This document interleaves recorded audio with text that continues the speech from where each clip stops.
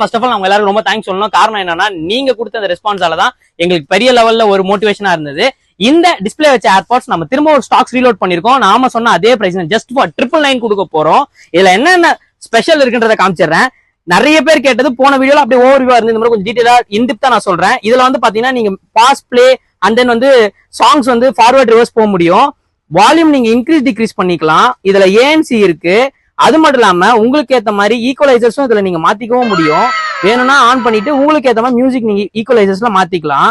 Plus வந்து இதுல நீங்க எந்த மோட் வேணுமோ அதை வச்சுக்க முடியும். ஈவன் இந்த ஸ்கிரீனோட பிரைட்னஸ் அட்ஜஸ்ட் பண்ணலாம், லாங்குவேஜ் மாத்திக்கலாம்.